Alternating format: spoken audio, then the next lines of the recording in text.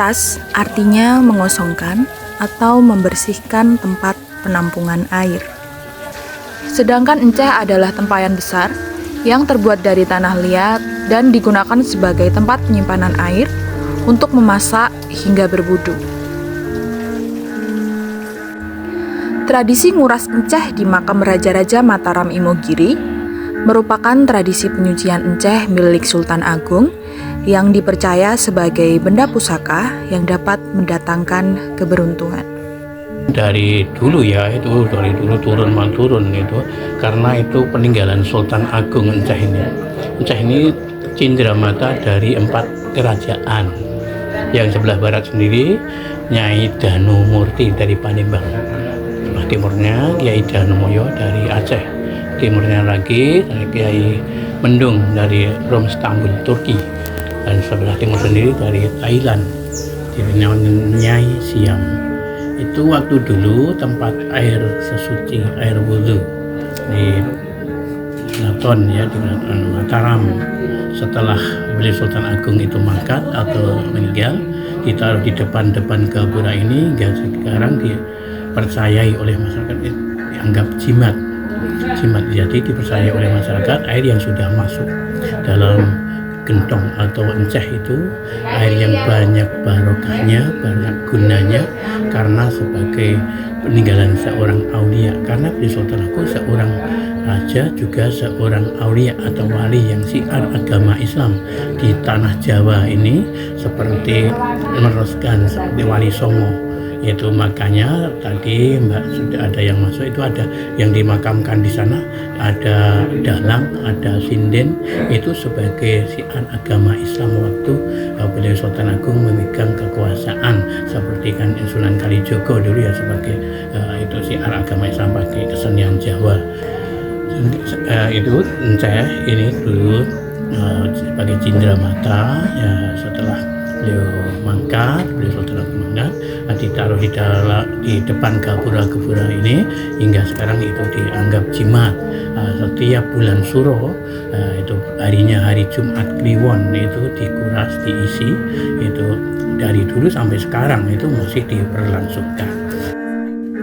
Airnya itu dari pertapaan Bengkung, dan pertapaan Bengkung kira-kira 7 kilo dari sini, dan juga air Sumber Agung dari bawah sana, depan masjid, itu sebelah selatan masjid itu beliau Sultan Agung waktu mau membuat makam ini lebih dulu membuat sumber Agung namanya, yang dan juga dioperasi dengan air Zam-Zam, itu 3 mata air.